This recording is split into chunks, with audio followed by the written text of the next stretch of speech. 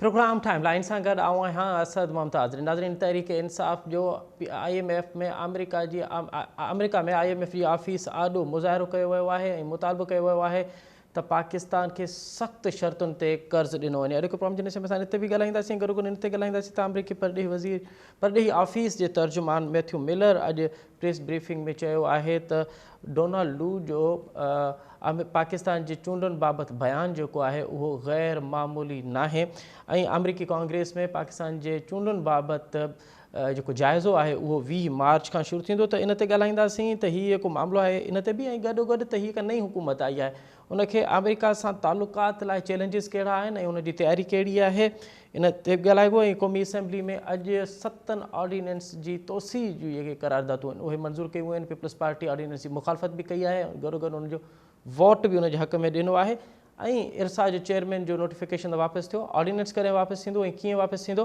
इन तमामु तर मामलनि ते ॻाल्हाईंदासीं। ऐं उन असांखे प्रोग्राम में जॉइन कयो आहे डॉक्टर जमील अहमद ख़ान साहिबु। कंहिं तारीफ़ जा मुहताज न आहिनि, पाकिस्तान जा अॻूणा सफ़ीर आहिनि, आलमी तौर परॾेही ॾेही मामलनि ते तमामु मुमताज़ नज़र अथनि। ऐं उन सां गॾोगॾु असांखे जॉइन कंदो मुल्क जो मुमताज़ क़ानूनदान तजिया निगार ऐं कॉलमिस्ट जनाब शहाब ओस्तो साहिबु, ऐं असांखे लाहौर में जॉइन कंदो सीनियर सहाफ़ी ऐं तजिया निगार जनाब सलमान आबिद साहब। सर डॉक्टर जमील अहमद ख़ान साहब, अव्हां खां प्रोग्राम जो आगाज़ पिया कयूं। पहिरियां त अव्हां जा वॾा अव्हां टाइम ॾिनो। सर, हीअ को तहरीक इंसाफ़ IMF जी ऑफिस आॾो मुज़ाहिरो कयो आहे ऐं मुतालबो इहो आहे त सख़्तु शर्तुनि ते कर्ज़ु ॾिनो वञे, कर्ज़ु ॾिनो बि वञे त सख़्तु शर्तुनि ते, ऐं उहो लिंक कयो वञे चूंडुनि सां। कीअं पिया ॾिसो सर तहरीक इंसाफ़ जी हिन एक्टिविटी खे? न, पर तहरीक इंसाफ़ जी ही एक्टिविटी जेका आहे उहो त हाणे उन ग़म ऐं गुस्सो जेको आहे उहो पंहिंजी जाइ ते, पर इन जो असरु कंहिं ते पवंदो? इन जो असरु त सफ़ा जेके पुठिते पियल ग़रीब गुरबा मुल्क जा आहिनि उन ते पवंदो। पहिरियां ई IMF जेका आहे 26 शर्तूं लॻाए चुकी आहे। पहिरियां ई IMF जी शर्तुनि खे मञणु असां लाइ तक़रीबन ज़िंदगी ऐं मौत जो सुवाल थी पियो आहे। पहिरियां ई असांखे IMF जी शर्त नथा मञूं त वञी खूह में किरूं था पिया, जे मञूं था पिया त उन में बि मुसीबत ते असां ॾिसो। इन दुनिया जा ॿिया मुल्क बि आहिनि जिथे जिथे IMF जी इहे सख़्तु शर्तूं लॻियूं आहिनि ऐं उहे सख़्तु शर्तूं जे पॉलिटिकल जमात उनखे फेवर करे सख़्तु शर्तुनि खे, ठीकु आहे, उन्हनि जी ग्रीवांसिस, उन्हनि जो जेको गुस्सो जेको आहे उहो पंहिंजी जाइ ते इलेक्शन जे लिहाज़ से, पर इन जो एंड रिज़ल्ट असांखे ॾिसणो पवंदो। यानी आख़िरी रिज़ल्ट इन जो इहो आहे त जंहिं माण्हुनि खे हिकिड़े पहर जी हाणे मानी थी मिले त उहो मानी खाइण उन लाइ ॾुखियो थी पवंदो जे सख़्तु कंडीशन्स थींदियूं। ऐं सख़्तु कंडीशन जो मक़सदु इहो थियो त गैस, पाणी, बिजली, जेके बि इंसान जी डेली उन ज़रूरत जूं शयूं आहिनि उहे महांगियूं, प्लस टैक्स में वधारो, इनडायरेक्ट टैक्स में ज़ुल्म इहो आहे असांजे मुल्क में त इनडायरेक्ट टैक्स माना जेको माण्हू बाक़स वठे उन ते टैक्स ॾे, जेको ग़रीब माण्हू पिने थो अचे ऐं पिनियल जेका पैसा उन जा आहिनि उन खां वञी को बाक़स थो ख़रीदे या को पंहिंजे खंडु थो ख़रीदे ॿारनि लाइ या को खीर थो ख़रीदे त उन ते बि टैक्स उनखे ॾियणो पवंदो। त इहो उनजो पस मंज़र आहे। मां सम्झां थो इहा हिकिड़ी दानाई वारी ॻाल्हि न आहे, इहो गुस्सो पंहिंजी जाइ तो कंहिं ॿिए लिहाज़ सां कढी वठनि, पर हीअ माण्हुनि में तमामु हिकिड़ी मुसीबत पैदा करे छॾंदी। ऐं IMF पहिरियां ई काफ़ी सख़्तु ऐं टफ पंहिंजा नुक़्ता उथारे चुकी आहे, जेके उन्हनि नुक़्तनि जे तहत IMF जा कंडीशन जे इन दफ़े असां मञींदासूं त उन में माण्हुनि सां जेके ज़्यादतियूं थींदियूं, यानी माण्हुनि जो पेट जेको कटबो, इहो इन जी का मिसाल तव्हांखे न मिलंदी। जिथे जिथे दुनिया में IMF जा अहिड़ा सख़्तु शराइत लागू थिया आहिनि हुते हुते माण्हू रोडनि ते निकिरी आया आहिनि। का मिसाल वठो तव्हां, जिथे IMF जा सख़्तु शराइत ऐं IMF जा एक्सटेंडेड लोन जिथे मिलिया आहिनि या इमरजेंसी लोन जिथे मुल्कनि खे मिलियो आहे, त उहे अहिड़े कंडीशन्स ते ॾींदा आहिनि त माण्हू रोड ते किरी पवंदा आहिनि, छो जो आसूदा माण्हू उन ते को फ़र्क़ु नथो पवे। उहे ते 4 पैसा वधीक बि इनडायरेक्ट टैक्स में ॾींदा त उहे अञा पंहिंजे पैसनि जी गुण खोले त ख़र्चु कंदा। ग़रीब माण्हू जेको आहे 600 रुपए ॾियारी ऐं 500 ॾियारी वारो जेको आहे उहो मार्जिन में उन में। अच्छा डॉक्टर साहब, असां ॾिठोसीं त हीअ जेको असांखे हींअर जेको हले पियो IMF जो लोन स्टैंड बाय जेको असांखे मिलियो, उन में सर हाणे इहो आहे त आख़िरी 11th आवर में उहो थियो ऐं इहो सम्झो पियो वियो त ॼण सुभाणे असां डिफॉल्ट थींदासीं, बल्कि हिकिड़ो ॾींहुं अॻु में उहो IMF सां लोन मिलियो जंहिंजे करे डिफॉल्ट कोन थी सघियासीं। पर PTI जी हुकूमत में असां ॾिठोसीं त उन PTI जे बानी जॾहिं वज़ीर आज़म हो त उन तेल जूं क़ीमतूं फ्रीज़ करे छॾियूं हुयूं, उन मुआदे जी ख़िलाफ़ वर्ज़ी कई ऐं ॿिए पासे अॼु एहतजाज। तव्हां छा पिया सम्झो त पॉलिटिकली पिच ते भला उनखे को फ़ाइदो थींदो तहरीक इंसाफ़ खे? पॉलिटिकली तरीक़े इंसाफ़ खे इहो आहे त माण्हू असांजा वीचारा तमामु जेके आहिनि मासूमड़ा आहिनि, उन्हनि खे ख़बर नाहे त इन्हनि एक्शन जी तरीक़े इंसाफ़ हुजे या ॿी का पार्टी हुजे, जो हू वञी IMF खे चवंदी। पहिरीं ॻाल्हि ते IMF खे थोरो नफ़्सियाती असर त इन जो थींदो, पर टेक्निकल असर इन जो न थींदो। टेक्निकली तूं ऑलरेडी सभु शराइतूं असांखे ॾेई चुकिया आहिनि।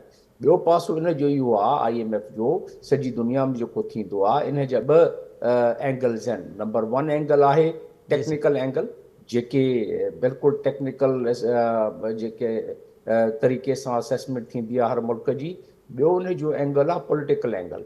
पॉलिटिकल एंगल इन करे आहे त जेके डायरेक्टर्स इन जा आहिनि, जी सर, उन जी तमामु घणी तादादु उहा अमेरिका जी आहे, अमेरिका UK ऐं अमेरिकन जे अलाए एक्सेप्ट चाइना। चाइना जेको आहे हिन जो आहे मेंबर, उहो असांखे फेवर करे ईंदो आहे कॾहिं कॾहिं, पर जेको बाक़ी सभु को मुल्क बि जेसीं ताईं अमेरिका जी आशीर्वाद न हुजे, उहो उनखे पॉलिटिकली न कंदो आहे। इन दफ़े पॉलिटिकली असांखे थोरी रिआयत मिलण जी चांसिस आहिनि, जेको उन्हनि जो सबबु इहो आहे त अमेरिका जी जेका फॉरेन पॉलिसी आहे चाइना जे कंटेनमेंट जी, उन में पाकिस्तान हिकिड़ो अहम मुल्क आहे। ज़रूरी न आहे पाकिस्तान कंटेनमेंट में हिसो वठे, पर पाकिस्तान में इन जी फुटप्रिंट अमेरिका जी, यानी अमेरिका चाहे थो पियो त पाकिस्तान मां बिल्कुलु आउट न थी वञे।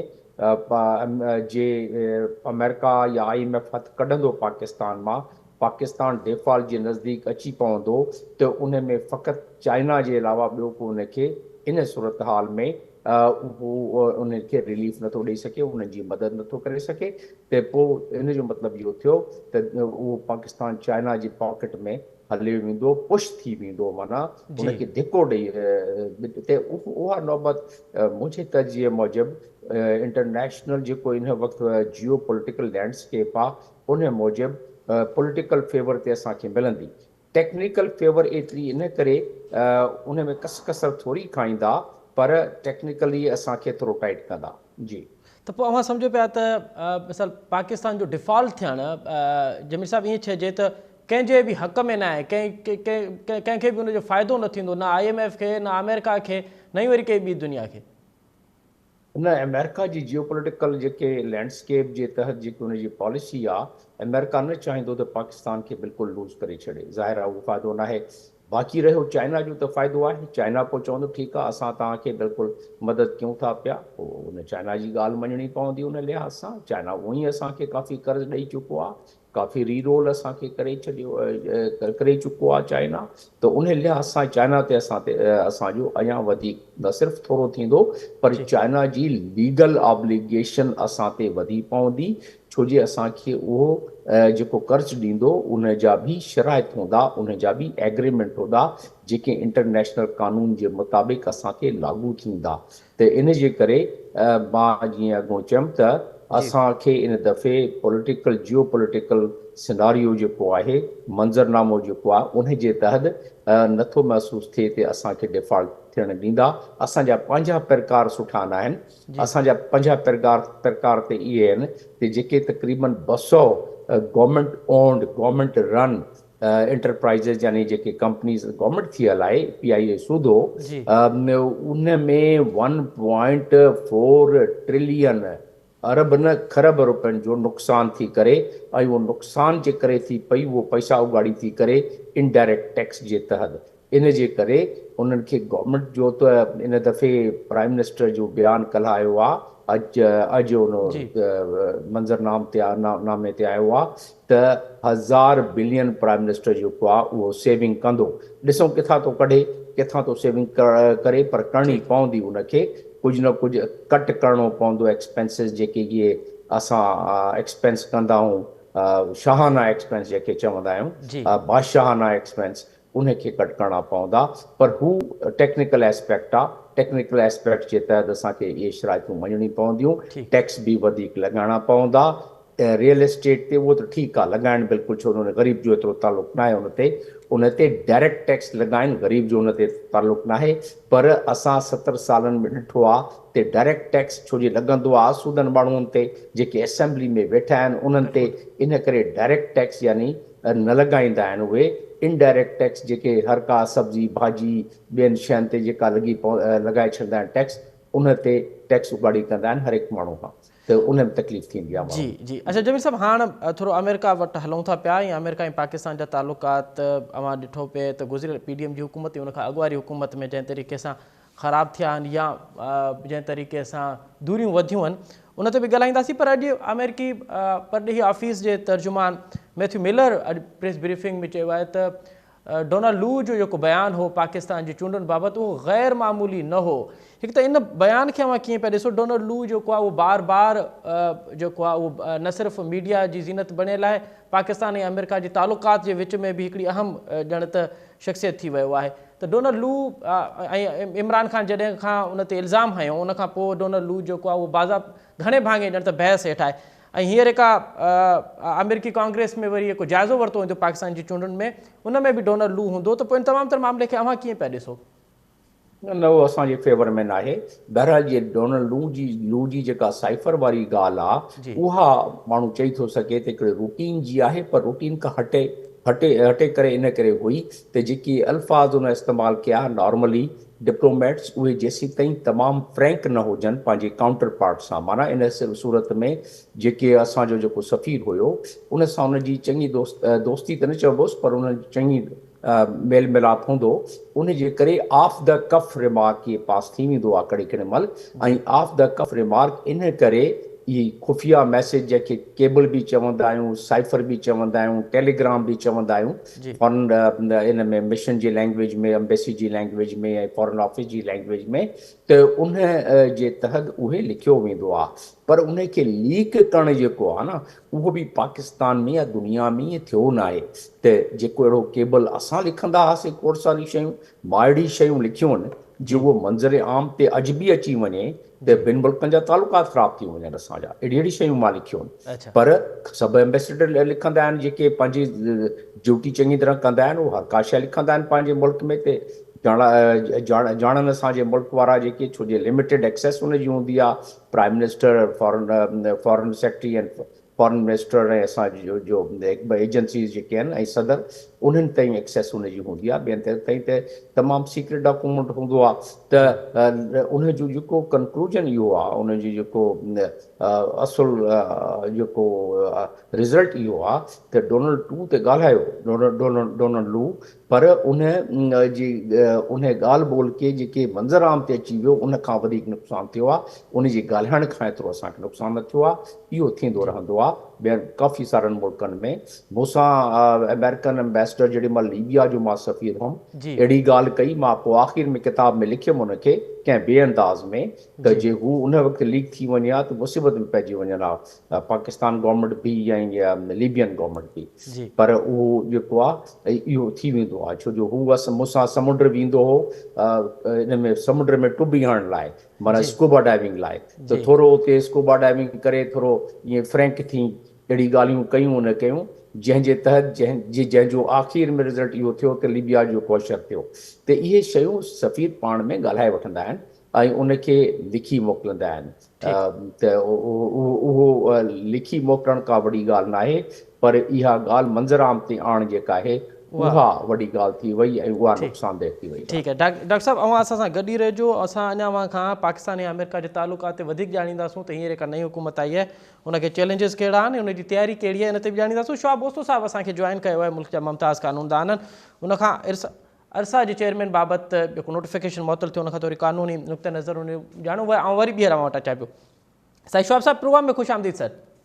महिरबानी। अच्छा शोआब साहब, हाणे इरसा जे चेयरमैन जो जेको नोटिफिकेशन थियो उहो त सिंध जे एहतिजाज बाद चेयरमैन जो नोटिफिकेशन त वापसि वरितो वज़ीर आज़म, हीअ हिकु ऑर्डिनेंस पास थियो जंहिं सबबु उनजी अपॉइंटमेंट कई वई, इहो ऑर्डिनेंस कीअं ख़तमु थींदो या इन ऑर्डिनेंस खे रद्द करण जा तरीक़ेकार कहिड़ा आहिनि? महिरबानी साईं, ॾिसो आर्टिकल 89 जेको आहे कॉन्स्टिट्यूशन जो, जी सर, उन में तफ़सील ॾिनल आहे त जेको बि प्रेसिडेंशियल ऑर्डिनेंस हूंदो आहे जी उनजो मुद्दो 120 ॾींहं हूंदो आहे जी ऐं इन दौरान जेकॾहिं सेनेट या नेशनल असेंबली को रेज़ोल्यूशन पास करे जेकॾहिं हिनखे ख़तमु करणु चाहिनि त उहो ख़तमु करे सघनि था जी ऐं जेकॾहिं रेज़ोल्यूशन पास नथा कनि त उहो 120 ॾींहंनि खां पोइ पंहिंजो पाण ख़तमु थी वेंदो। इहो आहे तरीक़ेकार ऑर्डिनेंस ख़तमु करण जो। अच्छा शोएब साहब, भला हीअ को ऑर्डिनेंस आहे, इहो त चए पियो वञे त अॻूणे सदर जारी कयो, त पोइ जेको हाणको सदर आहे, हिकु सदर जो ऑर्डिनेंस ॿियो सदर रद्द करे सघे थो या वापसि वठी सघे थो?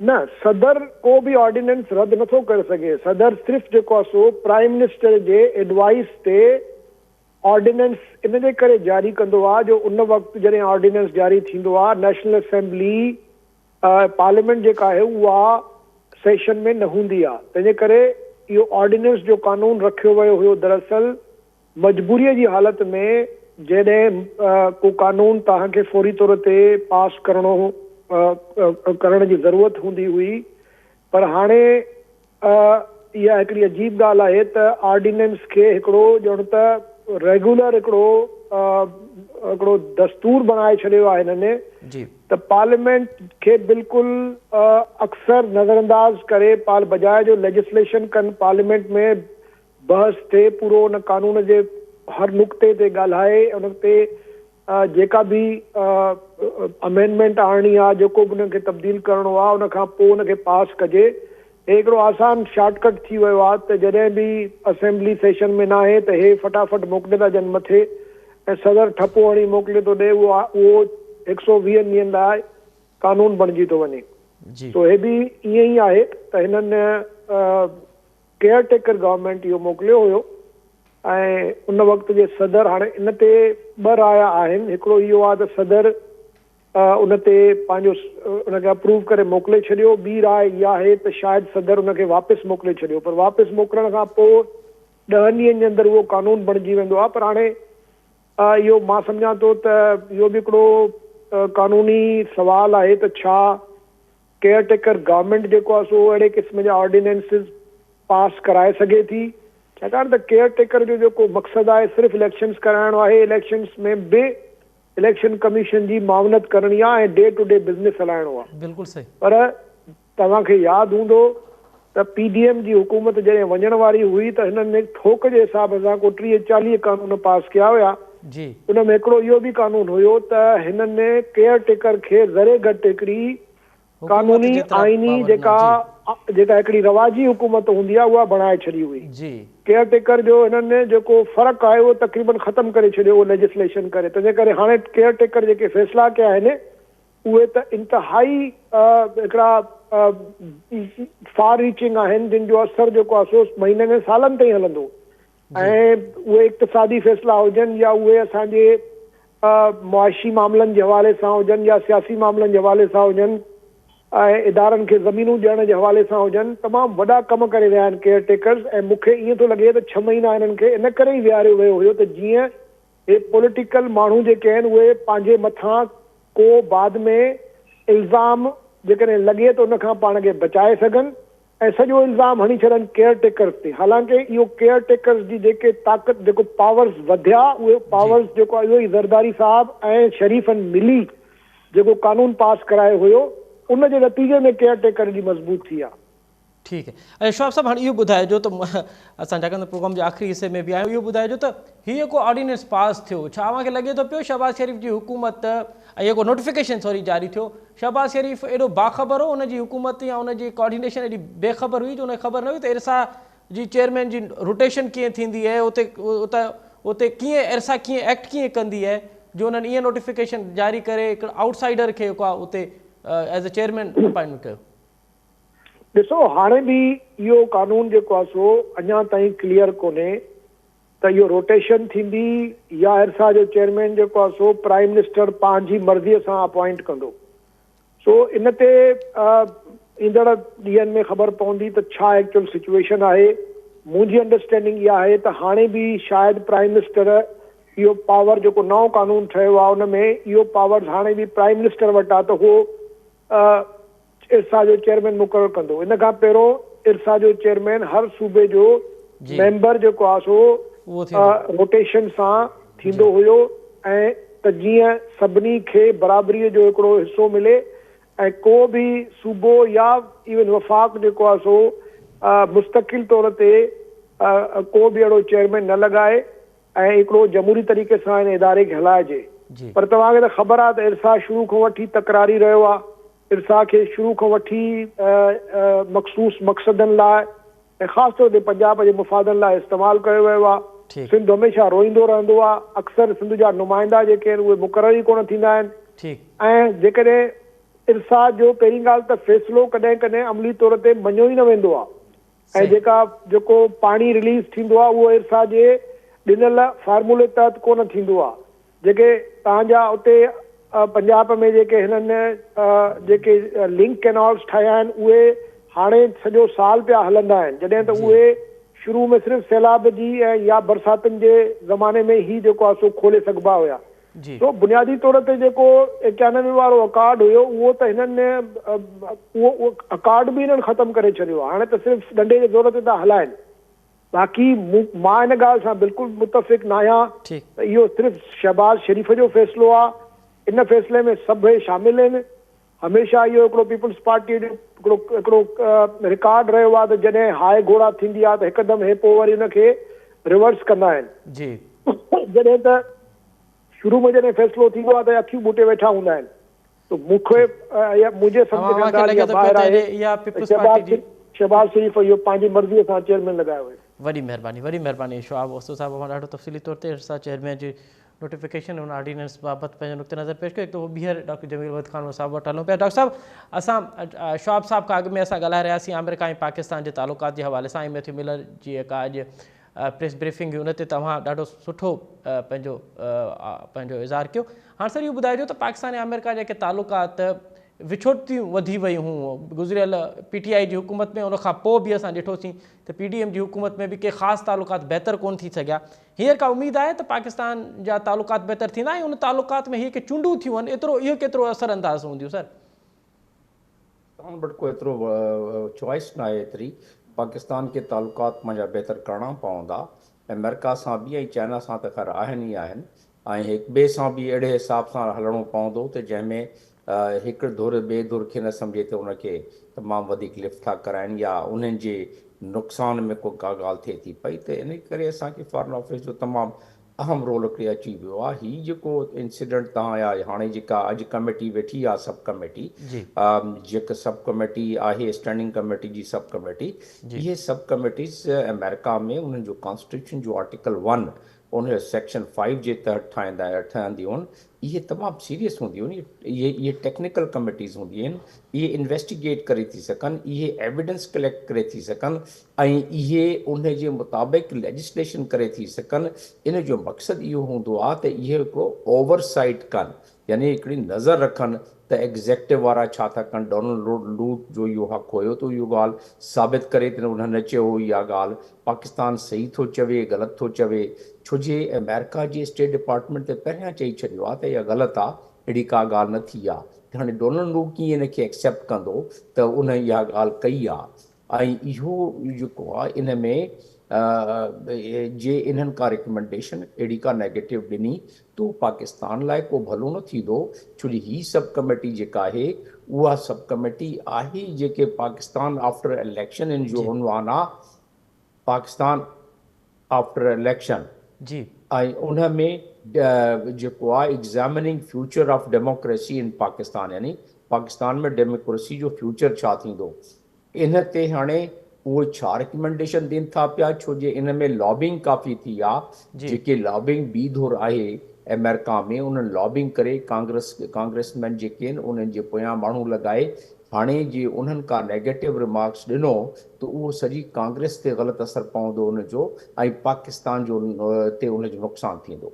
ठीकु आहे डॉक्टर साहिबु, अवां सां गॾु ई रहिजो। ऐं वरी ॿीहर अवां वटि अचां पियो। सलमान आबिद साहिबु असांखे जॉइन कयो आहे। मुल्क जा मुमताज़ तर्ज निगार आहिनि, कॉलमिस्ट आहिनि, मुसनिफ़ आहिनि। डॉक्टर सलमान साहब प्रोग्राम में खुश आमदीद सर। जी वालेकुम सलाम। सलमान साहब कैसे देख रहे हैं आज कौमी असम्बली में 7 जो ऑर्डिनेंस थे उनकी तोसी के लिए करारदाद तो मंजूर हो गई, پیپلز پارٹی ایک طرف آرڈیننس پہ جو ہے اس کی مخالفت بھی کر رہی ہے اور مخالفت میں انہوں نے اسپیچز بھی کی ہے, دوسری طرف انہوں نے ووٹ بھی دیا ہے. پیپلز پارٹی کی اس پولیٹکس کو آپ کیسے دیکھ رہے ہیں؟ دیکھیں بات یہ ہے کہ پہلی بات تو یہ ہے کہ پاکستان میں آرڈیننس کی جو پالیٹکس ہے یہ کوئی پہلی دفعہ نہیں ہو رہی. یہ بڑی بدقسمتی کی بات ہے کہ پارلیمانی سسٹم پارلیمنٹ کی موجودگی میں قانون سازی کرنے کی بجائے ہم آرڈیننس کی بنیاد کے اوپر قانون سازی کریں. کوئی بھی حکومت ہو یہ کوئی اچھا وتیرہ نہیں ہے. ایک ہوتی ہے غیر معمولی قانون سازی, چلے سمجھ آتی ہے کہ ٹائم بہت شارٹ ہے آپ کو کرنی پڑی ہے, لیکن معمول کی جو قانون سازی ہے اس کے لیے بھی ہم آرڈیننس کا سہارا لیتے ہیں. اور پھر ہمارے ہاں نہ اس کے اوپر ڈیبیٹ ہوتی ہے, نہ بحث ہوتی ہے, نہ پارلیمان کے لوگوں کو پتا ہوتا ہے کون سا بل ہے, نہ انہوں نے پڑھا ہوتا ہے, لیکن ہم ایک ہی اشارے کے اوپر جو ہے نا ایک ہی دن کے اندر ایک ہی سیشن کے اندر 7 8 10 14 تک بل جو ہے پاس کرتے ہیں. باقی رہی پیپلز پارٹی کی بات, اب دیکھیں نا پیپلز پارٹی اس کانٹرڈکشن سے باہر نکلے اور یہ نہ کہے کہ وہ حکومت میں نہیں ہے, وہ حکومت کا اس وقت حصہ ہے. اب جو مسلم لیگ نون کی حکومت کے اوپر جو عذاب آئے گا وہ پیپلز پارٹی کو سہنا ہے, اور جو کچھ مسلم لیگ نون کی حکومت کو اپنا جسے کہتے ہیں کہ ثواب ملے گا اس کا بھی اثر صلہ ان کو ملے گا. اب آج پیپلز پارٹی نے کانٹرڈکشن یہ کیا کہ تقریریں ساری کی ہیں ان بلوں کے خلاف اور ووٹ ان کے حق میں دے دیا ہے. تو اس کو اب آپ کیا کہیں گے مجھے بتائیے؟ یہ اس کو آپ منافقت کہنا چاہتے ہیں, اس کو کانٹرڈکشن کہنا چاہتے ہیں, اس کو تضاد کہنا چاہتے ہیں, اسے ٹکراؤ کہنا چاہتے ہیں, یہ اب آپ کی اپنی مرضی ہے. لیکن یہ سب کو پتا ہے کہ پیپلز پارٹی بھی جو ہے وہ ایک ایسے مسئلے میں پھنس گئی ہے. اس کو بھی پتا ہے کہ اس حکومت کا ساتھ دینے سے پیپلز پارٹی کی پولیٹیکل پوزیشن ویک ہوگی, لیکن شاید لگتا یہ ہے کہ ان کی مجبوری ہے کہ ان کو تقریریں چاہے وہ جو مرضی کریں, لیکن جہاں بھی اس حکومت کو بیل آؤٹ کرنا پڑے گا تو آپ دیکھیے گا کہ یہی پیپلز پارٹی جو ہے قانون سازی میں ابھی بیل آؤٹ کرے گی. آگے جا کے کیا کرتی ہے وہ الگ بات ہے, لیکن پیپلز پارٹی نے اس کے اگینسٹ جو چیزیں ان سے حاصل کر لی ہیں, چیئرمین سینٹ کی پوزیشن, ایوان صدر تک پہنچنے کا راستہ, اور 2 صوبوں کے اندر جو ہے ان کی گورنرشپ ان کو مل رہی ہے, تو پیپلز پارٹی نے سودا تو بہت اچھا کیا ہے, پولیٹیکلی تو اچھی ڈیل کی ہے, پولیٹیکل کارڈ بہت اچھے کھیلے ہیں. لیکن جیسے جیسے پی ایم ایل این کی یہ گورنمنٹ آگے چلے گی اور اس گورنمنٹ کے جتنے بھی کانٹرڈکشن آئیں گے اس کا ملبہ جو ہے خود پیپلز پارٹی پہ بھی گرے گا. سلمان صاحب بھلا اس تمام تر معاملے میں آپ پھر پی ٹی آئی کو کہاں دیکھ رہے ہیں؟ جب پیپلز پارٹی دونوں طرف کھیلے گی تو پھر پی ٹی آئی, دیکھیں پی ٹی آئی کے پاس اس وقت تو ابھی تک تو آپ ان کو پولیٹیکل سپیس دے ہی نہیں رہے ہیں. صحیح بات پوچھیے تو مجھ سے, آپ نے ان کی ریزرو سیٹیں بھی چھین لی ہیں, بلکہ اب جو لوگ جیتے ہوئے ہیں ان کو بھی ہرایا جا رہا ہے ری کاؤنٹنگ کے نام کے اوپر.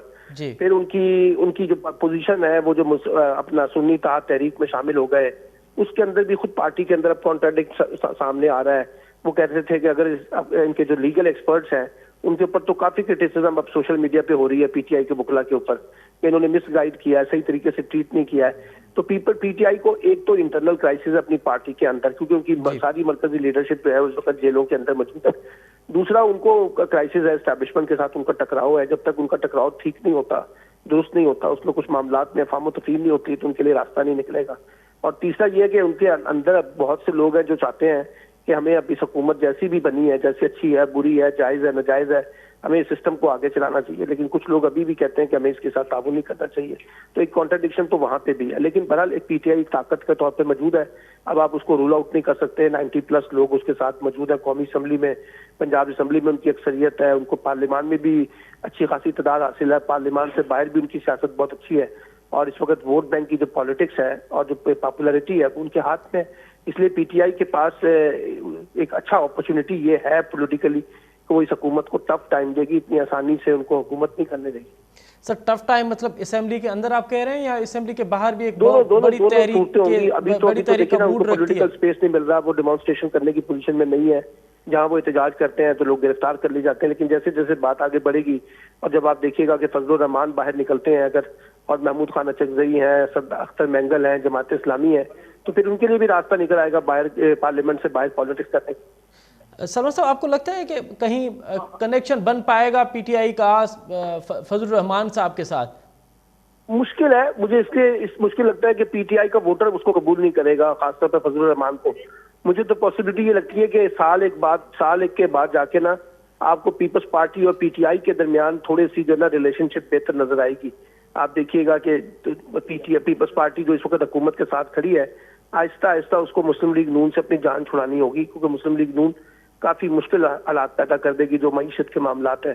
تو PTI Peoples Party ان کی سپورٹ میں بہت آگے تک نہیں جائے گی. میرا اپنا خیال یہ ہے تو آپ دیکھیے گا کہ پیپلز پارٹی میں اور پی ٹی آئی کا ایجنڈا چاہے وہ الگ الگ اپنے پلیٹ فارم سے اپوزیشن کریں لیکن کرنی پڑے گی. تو سلمان صاحب ٹھیک ہے یہ تو چلیں پاکستان کے معاملات ہیں، لیکن پاکستان سے باہر اگر پی ٹی آئی نے جو آج احتجاج کیا ہے، آپ سمجھ رہے ہیں کہ اس طرح کے احتجاج کو یہاں پہ پولیٹیکلی اس کو فائدہ ہوگا؟ نہیں، پولیٹیکلی ابھی کہنا بڑا مشکل ہے، لیکن پاکستان کے اندر ان کے لیے مسائل پیدا ہوں گے اس کے اوپر، کیونکہ اسٹیبلشمنٹ ان سے ناراض ہوگی اور طاقت کے مراکز کے اندر یہ ہوگا کہ پی ٹی آئی ان کے لیے باہر کے ملک میں جا کے نا مسائل پیدا کر رہی ہے. تو پی ٹی آئی اوورسیز لوگ ضرور احتجاج کریں، لیکن بس ایک قانونی اور سیاسی دائرہ کار کے اندر تک رہ کے احتجاج کریں، اس کو کسی ایسی جگہ پہ نہ لے جائیں جس سے پی ٹی آئی پاکستان کو زیادہ مشکلات کا سامنا کرنا پڑے. مجھے لگتا ہے کہ وہ پی ٹی آئی سے اپنا مومنٹم تو بلڈ کر پا رہی ہے پاکستان کے اندر بھی اور پاکستان سے باہر بھی، لیکن یہ اس میں ریڈ لائن کراس نہیں ہونی چاہیے. یہ تاثر نہیں ملنا چاہیے کہ یہ اسٹیبلشمنٹ کے خلاف یا اسٹیبلشمنٹ کے خلاف کچھ اس طرح کی تقاریر اس طرح کی باتیں نہ ہو جو ایک نیا مسئلہ پیدا کرتے ہیں. سلمان صاحب عید یہ تو چلے رمضان کا مہینہ ہے، بابرکت مہینہ ہے، اور بہت ہمارا زیادہ تر فوکس جو ہے وہ اپنی عبادت اور اس میں ہوتا ہے. عید کے بعد آپ پاکستان کا پولیٹیکل سیناریو کیسے دیکھ رہے ہیں؟ پی ٹی آئی کے پاس کیا کیا پتے ہیں؟ پاکستان کا پولیٹیکل سیناریو جو ہے وہ کافی جسے کہتے ہیں مسائل کا شکار ہے، اور خاص طور پہ اکانومی کے حالات، سیکیورٹی کے حالات اور جو پولرائزیشن ہے. کیونکہ میرا تو خیال یہ ہے کہ اس الیکشن کے بعد ہمارے ہاں جو سیاسی تقسیم تھی وہ کم نہیں، وہ بلکہ اور بڑھ گئی ہے اور زیادہ سیاسی مسائل بڑھ گئے ہیں. تو اس لیے مجھے لگتا یہ ہے کہ ابھی آگے مجھے کوئی بہت زیادہ مفاہمت کی، ریکنسیلیشن کی، اسٹیبلٹی کی، پولیٹیکل اکنامک سچویشن نظر نہیں آ رہی، بلکہ میں دیکھ رہا ہوں کہ کانفلکٹ جو ہے وہ زیادہ ابھریں گے اور زیادہ تر لڑائی اور ٹکراؤ ہوگا. سر اس تمام تر معاملے میں پھر جو میاں صاحب ہیں، میاں نواز شریف، چلے چھوٹے میاں تو بیزی ہو گئے، وہ تو پرائم منسٹر بن گئے، اور پھر مریم نواز بھی بہت کھل کے کام کر رہی ہے، لیکن میاں نواز شریف کے لیے اب کیا بچا ہے پاکستان کی پولیٹکس؟ لیکن نواز شریف صاحب تو ابھی اس وقت اتنی اچھی پوزیشن پہ نہیں ہے، کیونکہ ان کی بھائی کی نے اب جو ہے نا ڈرائیونگ سیٹ سنبھال لی ہے اور ان کی بیٹی کے پاس پنجاب کی سیٹ ہے. تو اب مسئلہ یہ ہے کہ پی ایم ایل این پرفارم کرے گی پنجاب میں اور مرکز میں، تو پی ایم ایل این کو اور شریف خاندان کی پالیٹکس کو فائدہ ہوگا. اگر وہ پرفارم ہی نہیں کرتے اور day by day economic situation ورسٹی رہتی ہے تو پھر اس کا فائدہ کسی کو بھی نہیں ہوگا. اور نواز شریف صاحب کے بارے میں بھی میرا خیال یہ ہے کہ اس بات کا امکان موجود ہے کہ وہ عید کے بعد جو ہے پاکستان سے باہر علاج کے لیے باہر جا سکتے ہیں، کچھ عرصے کے لیے وہ پاکستان کے سین میں نہیں ہوں گے. بہت شکریہ سلمان عابد صاحب، آپ نے بڑا تفصیلی طور پہ پاکستان کی پولیٹکس اور آج جو 7 آرڈیننس میں توثیق کی قرارداد منظور ہوئی اس پہ آپ اپنا نقطہ نظر پیش کیا. ڈاکٹر جمیل احمد خان صاحب بیر حالوں پہ. ڈاکٹر صاحب پاکستان اور امریکہ جو تعلقات اساں گلائے رہا سی سلمان عابد صاحب کا اگ میں کہ وڈا چیلنجز کیڑا نواں سمجھو پیا پاکستان کے امریکہ سے تعلقات بہتر کرن لائے؟ وڈے میں وڈی چیلنج تے یہ ہے پاکستان لائے کہ امریکہ ظاہرہ پانچی ڈیمانڈ رکھندو ऐं पंहिंजी अमेरिका जी अल्टीमेट जेका जेको उन जो एम थींदो वञी ठहंदो जेको उन जी फॉरेन पॉलिसी जे मुताबिक़ उहो ही थींदो त तव्हां जेको आहे असां थोरो मिलो, यानी कि अमेरिका जे मामले में थोरो अॻियां अॻिते वधो, छो जे चाइना खे थोरी ॾुखियाई थिए इन में पंहिंजे एक्सटेंशन लाइ या पंहिंजे जेको उन्हनि जा BRI जो आहे या उन्हनि जो ॿियो जेको एक्सपेंशन प्रोग्राम आहे उन्हनि खे थोरो डिले करण लाइ या बीहारण लाइ. त उन लाइ छो जे इंडिया ऑलरेडी उन्हनि वटि आहे जे पाकिस्तान ऐं इंडिया जो थोरो पैचअप थी वञे ऐं पाकिस्तान जेको अमेरिका जी फ्रेंडशिप में वधीक अची वञे त ज़ाहिर आहे अमेरिका उनखे इस्तेमालु बि कंदो न. को मुल्क बि कंहिंजे ॿिए जी मदद ईअं न कंदो आहे. It's always in diplomacy or foreign policy mutual interest and mutual respect.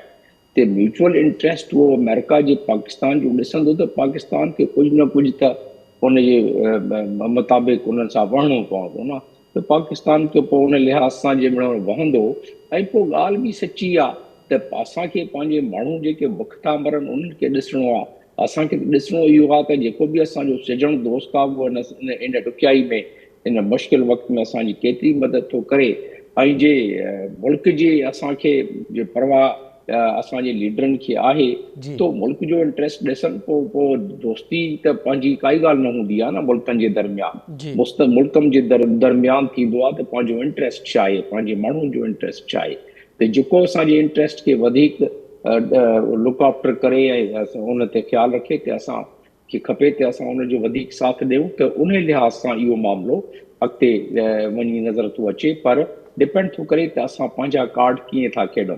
जे पंहिंजा कार्ड असां सही था खेॾूं, ईअं न थींदो त जीअं मुशरफ जे ज़माने में वार अगेंस्ट टेरर में हू जेके या ज़िया जे ज़माने में जी। त हू पीनट जे तहत असां एतिरो सभु कुझु ॾेई छॾियोसीं, उहो न थिए। पाकिस्तान जे इंट्रस्ट में जीअं कंदा ऐं पोइ उन हिसाब सां पंहिंजो फ़ाइदो ॾिसंदा त उन में को मुज़ाइको बि नाहे।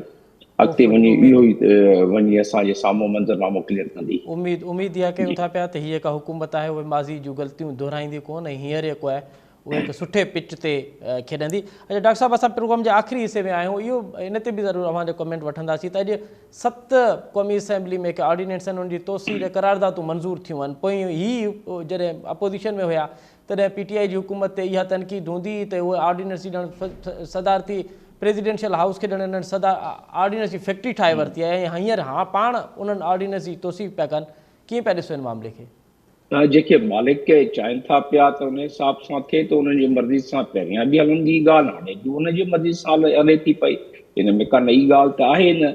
ऐं पोइ रहियो सुवाल त को इन दौर में त ऑर्डिनेंस नथा पास थियनि, उहो PTI हुजे या उन खां पहिरियों दौर हुजे, उन में बि ऑर्डिनेंस पास थींदा रहिया आहिनि, पर ज़ाहिर आहे पोइ गवर्नमेंट में वधीक ऑर्डिनेंस पास थिया आहिनि।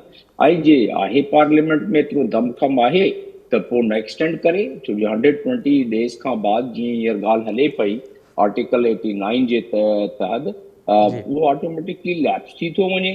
ऐं पार्लियामेंट जेके सुठा डेमोक्रेटिक कंट्रीज़ आहिनि उन में पार्लियामेंट उनखे लेजिस्लेट करे छॾंदी आहे, उनखे कानून ठाहे छॾंदी आहे। असांजे आर्टिकल 238 आहे, 238 में इहो ॾिनल आहे त पार्लियामेंट जेका आहे उनजो एक्ट ठाहे छॾे, उनखे कंहिं रोकियो आहे? ऑर्डिनेंस खां जान छॾाइनि, पर उन में पोइ डिबेट थींदी, उन में माण्हुनि जो इंट्रस्ट पोइ डिस्कस कयो वेंदो, अख़बारनि में ईंदो।